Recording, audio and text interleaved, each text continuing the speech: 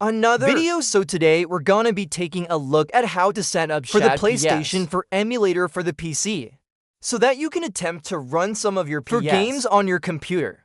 Because this emulator has been taking some big steps forward recently with the ability to boot some 3D games like Red Dead Redemption, which is able to boot and into a playable frame rate. And you've also got Bloodborne, which has just been able to be booted into the game. Obviously, it's not fully playable yet, there's still a lot of problems, but it's actually able to boot in-game and it's making some significant progress. So in this video, I'm gonna show you how to get the simulator. We're also gonna try and get Bloodborne booted into the game. So let's go ahead and take a look at this here. So to get this emulator, we're gonna head over to .net, which is the official website for the emulator.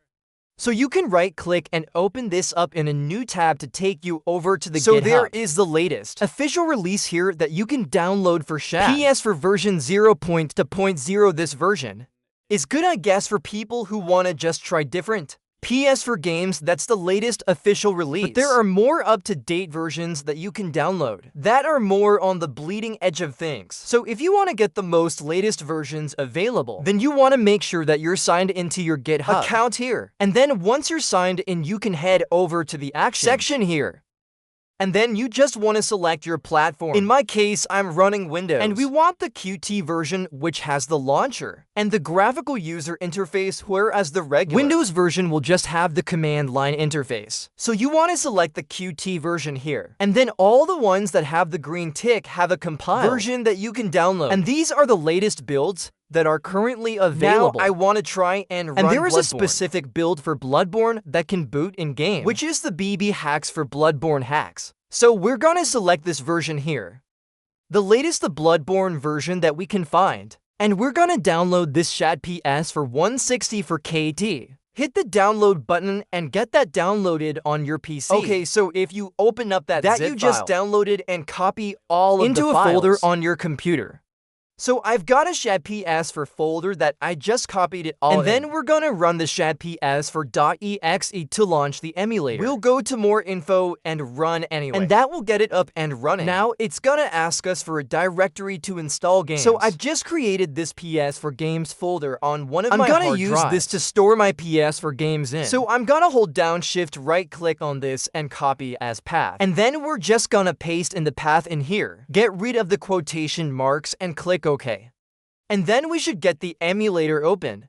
So what we need to do next is actually get some games installed. So we're gonna install Bloodborne. So the way the emulator runs games is it runs the extracted game files, so all of the game inside a folder, and it just launches the executable. So most games that you'll download for PS4 will be in package file form, which means they are compressed into an installable format for the PS4, and those will need to be extracted in order for you to be able to run it on the emulator. In addition to that, if you do have a jailbreakable PS, you can dump your own games using something like Items Flow to dump the game files to a USB drive, which will also decrypt the executable so that in Shad PS4. And you can then copy that over to your game directory. But in this case, for most people, you will be dealing with these package files. So I recommend downloading an application like PS4 Package Viewer by Element, which I will leave down in the video description.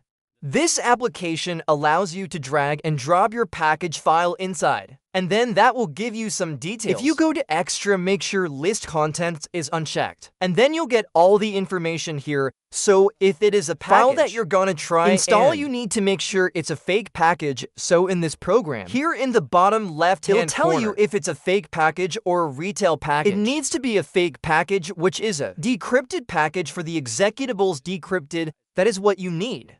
So we want to make sure we have a fake package version. Then you also want to check the title ID, because any update that you want to install for the game also needs to be using the same title ID. So in this case, it's CUS803173 for Bloodborne. And then if we look at the 1.09 which we are also gonna need to install. If we open this up in Package Viewer, you can see it's also for 03173, so it should be able to successfully update. And it's also a fake package as well.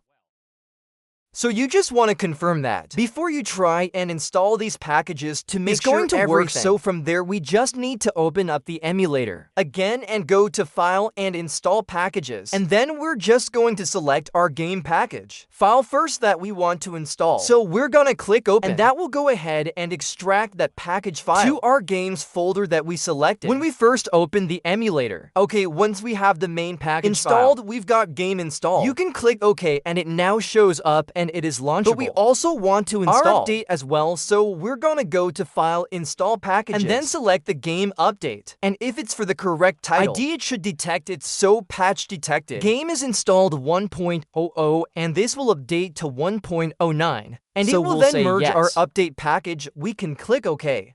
And you can see we are now updated to 1.09. Now, you can also change the view here if you want. You can change it to like a grid view if you prefer this view. I prefer list view, to be honest. I'll just leave it like this. So we also have settings. We can configure our settings. Can select your language here. You've got your full screen. If you want full screen, you can also enable PS for Pro, which will make the game think it's running on a PS rather than a regular PS4. Generally, I would leave that off unless it is specified that that's a requirement. And then the log type is async, which is normal for most games, but I think Bloodborne runs better if you change it to sync mode. And then we've got our GPU settings here, and we can select the GPU if you have multiple graphics installed, because your CPU might have integrated graphics and then your GPU. So make sure you actually manually select your graphics card on in your computer so it doesn't use the integrated just graphics in case. And then I would also just leave the resolution at 720p. You can bump it up to 1080. It usually works fine. But I found if I've tried to go higher than 1080p that it doesn't work, or it just crashes or doesn't display properly. And then there's a few options here that we don't really have to worry about unless part of the requirements for the game you're trying to run is enabling some of these options. So with that, we can hit apply and hit save, and we should be all good. So if we just try and run this, if we just hit play right now, you should actually notice that it should be able to at least launch into the menus. So we run it. And there we go, we can see it is launching just as is. So it will actually run without any modules dumped from your jailbroken PS4. It is recommended to install the modules because you're generally gonna get better compatibility, potentially higher frame rates if you do install the modules. But you can see here that the game is actually running just as is, without actually installing any additional modules, but it's gonna be better if you do get the modules for better compatibility. So I'll show you how to do that real quick. So if we just close out of the emulator for the first time, a user folder will be created in the same folder as the emulator. If we go in there and go into the sysmodules folder, this is where you're gonna want to put all of your modules from your PS4. So if you go back to the Shad PS4 website and go to the list here, it will show you what modules you want dumped from your PS4. So it says they're not all necessary, but they are recommended. And mainly, you want ones that are dumped from an 11.0 PS4. So if you have a PS4 that's on 11.0, you can dump these modules. Because these are the modules that the developers are actually using. So if you do have a jailbreakable for that, you can use to get the modules. You're gonna want to make sure that you run the jailbreak. Get Gold Hand running, and then go to the Gold Hand settings. Go to server settings and enable the FTP server. And make sure you're connected to your network so that you can connect through FTP. Then you can use an FTP client on your computer to connect to your PS4 remotely over the network. And then we can go to the system folder. And then we can go into the common folder. And then the lib folder, and this contains all of the SPRX files. So I would just copy the SPRX files that are actually listed in here, because those are the ones that the emulator is actually going to use. So I'm just gonna select all 9 of those files and copy them over. Again, it may require more of these in future. More will be potentially added. But as you can see, we've got them over here now. For Bloodborne specifically, it's recommended not to use libsediskmap.sprx because it can cause you to get a gray screen or a black screen in game, so I'm just gonna get rid of that one for now.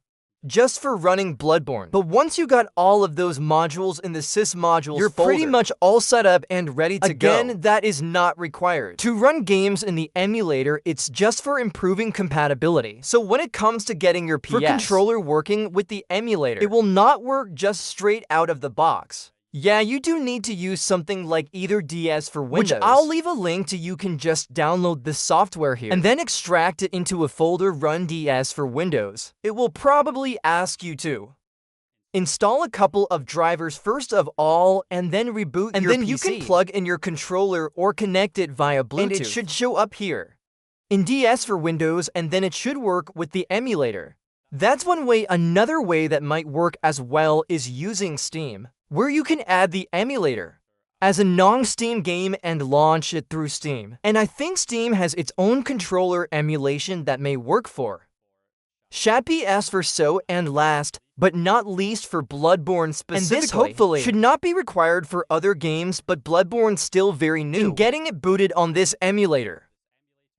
But with Bloodborne, we need to actually head over to our UHPS for Games directory, where our extracted game is for Bloodborne. And then we can go to our DVD root folder. And then we need to go down to the param folder. And then the draw param folder here and basically delete everything. But the first 4 files, we keep all of those files, but we delete all of the other files in here. And this is just something that we have to do just now, hopefully only to get it working. Otherwise, I just get a black screen when I launch the game when we actually get in game. So we're gonna delete those files, leave these for in here. And we should be able to actually get it going here. So we're gonna PS4.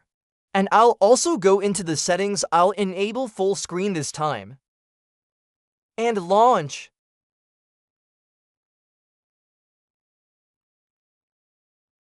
Now my controller should be configured so I can use my PS4 with it. I mean, this is unbelievable that we can just load this game up right now. The menus work pretty well, so we can do a new game. We'll just go ahead next. Yeah, the controller's working fine.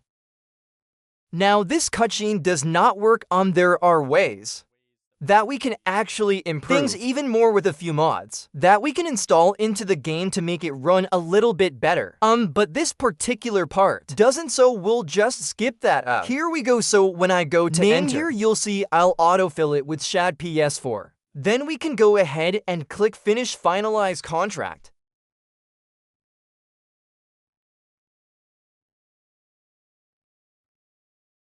And as you can see here, the game is actually loading. So this is a real-time cutscene, I believe, or an in-game cutscene at least. And we can see it is actually loading. So a lot of textures, a lot of texture and lighting issues still at this point, but again, this is still very early. Being able to run Bloodborne on the PC. Now again, there are a few things we can do to improve this further. It is running a little bit slow right now. As you can see, it's a little bit slow-mo. Yeah, my PC is making quite a bit of noise right now. It is working pretty hard to run this up. That'll get better over time. I don't think this emulator is actually gonna be too power hungry in future. So yeah, as you can see, we are loaded up. We can get into the game. Around here, the game is loaded successfully.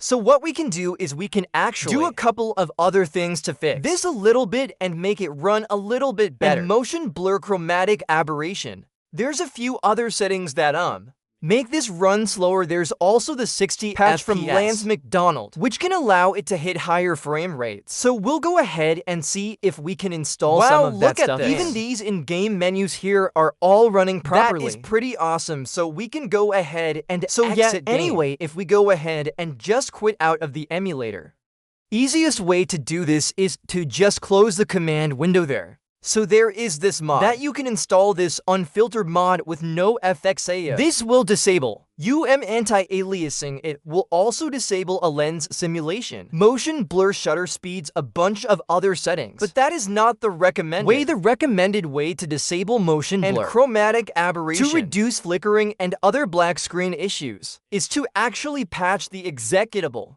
So we'll go over that real quick. There is also the 60 patch from Lance McDonald that you can download. I'll leave all of this stuff down in the description. If you want to apply the 60 FPS patch, you just want to download this. And then you also want to download self-util patched. And from CYB1K, you can download it here. So you just want to download those. Okay, so real quick, if we go back into the folder, that contains our extracted game files. We've got the eboot.bin, our main executable file we need to decrypt this by dragging this onto self-util-patch.x. That will create the eboot.elf, which is the decrypted version. We'll rename the original one to something else like _original so we have a backup of it. And then we'll rename eboot.elf to eboot.bin. So the decrypted version becomes our main executable. Then we just want to extract the 108 OP executable for the 60 FPS, and then we're just going to drag the eboot.bin on top and run this, and that will apply the 60 FPS patch to the executable. So that is pretty easy. The hard part comes when you want to actually, manually patch motion, blur out, and chromatic aberration, because that has to be done manually. We can use a hex editor. I use HXD for this. You just drag and drop the bin file inside. This is just for disabling motion blur and chromatic aberration. So to disable motion blur, we're just going to copy these bytes here and search for them in the executable as hex values, and that should find them there. And then we just want to replace them with these values here. So we're just going to right-click and paste right. And that will go ahead and enter it there. Then we just want to do the same thing for chromatic aberration. So copy the bytes here, Control F define. Search for the bytes as hex values. We'll have to go further up, so make sure we go to the start of the file. And then search, or we do search direction all. And then that'll find it, and then we're just gonna go ahead and again replace it with these values here. So right-click and paste right. And again, I'll leave that stuff in the description, Control S to save. And now you've patched out motion blur and chromatic aberration. And that is how you apply those patches. Alright, so at that point, we should be good to get another try here, see any better. Runs. I don't know if it's gonna make a huge difference. We'll take a look here and give this another try, so we'll run Bloodborne. And here we go, so yeah, that already looks better. Without the motion blur, that definitely looks better. And it's running faster to look at this. I mean, it's not quite 60 FPS, I wouldn't say, but I mean, not far off. I mean, look at me knocking stuff over here. The speed of the animations. It's definitely smoother. Oh, a little bit of lag there, though. Oh, now we're lagging. Now we're lagging a little bit. Skybox is rendering. Am I still being chased by that guy? I think I'm good. But yeah, there we go. It is pretty dark, but as you can see, lighting isn't really working right. But I mean, we're in game and it's actually running at what you could say is a kind of playable frame rate at this point. Obviously, when things get pretty heavy with a lots of enemies on screen and stuff, it's probably gonna drop down to 5 FPS, and I think it will crash if you get killed at the moment. So yeah, but obviously this stuff is gonna improve as time goes on, and this is a pretty big step forward. I think this will crash if I die. Let's try and die here. I don't have a weapon right now, so. Yep, oh, we just hit a crash right there. So that was Bloodborne running on a PC right now in 2024. Pretty awesome stuff there, and yeah, I just wanted to make this quick guide here how to get this emulator set up, even though it is still work in progress. I think it is very impressive, and it's great for testing and to just trying out these different games and being able to test the emulator as it continues to improve over time, because it is really making significant progress in a very short period of time. And I really hope that continues at this pace, because if it does continue, it really won't be long until we have like fully playable Bloodborne with all the graphics and everything, just like it is on the PS4.